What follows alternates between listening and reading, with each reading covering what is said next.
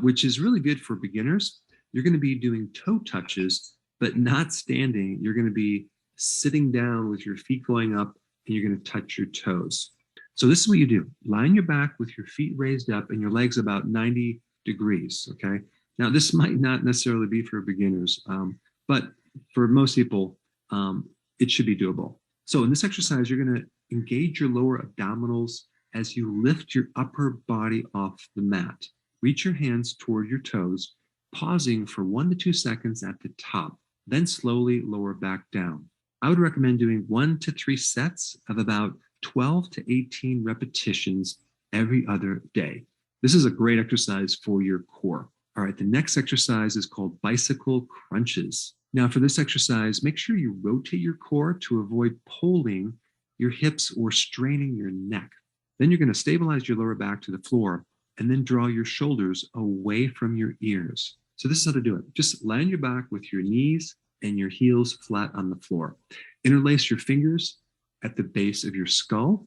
Then you're going to come into a starting position by engaging your core, lifting your upper body from the floor, and raising your knees so they're directly above your hips.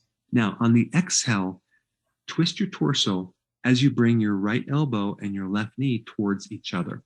At the same time, straighten and extend your right leg. Hold this position for a 1 to 2 count before inhaling to the starting position.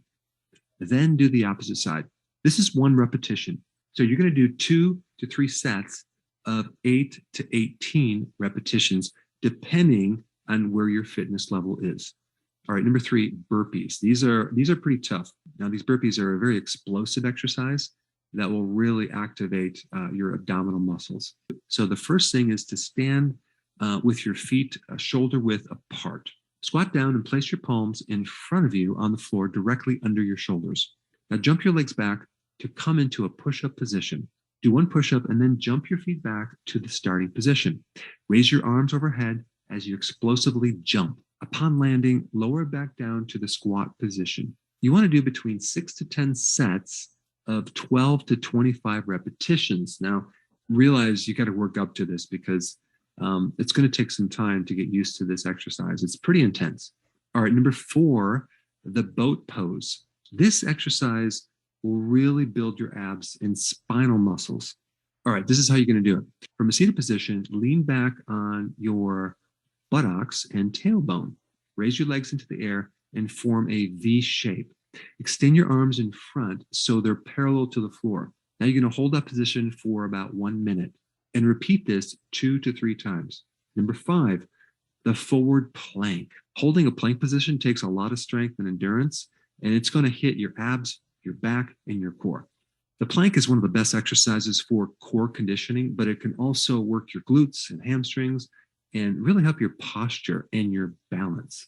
So the first thing you're going to do is rest your forearms on the floor with your elbows directly underneath your shoulders and your hands facing forward so that your arms are parallel. Extend your legs out beneath you and rest your toes on the floor.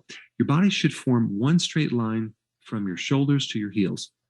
Squeeze your entire core, glutes, quads, and tuck your butt under a little to keep your lower back straight. Now make sure you do not drop your hips or raise your butt upwards towards the ceiling. Keep things very, very level. And you want to make sure that your head is positioned so your neck is in a neutral position and your focus is on your arms. Now you're going to hold this position for about 40 seconds. Now at first, maybe you can get to 20 seconds, but you want to work up to 40 seconds. And you might want to do this like 2 or maybe 3 times.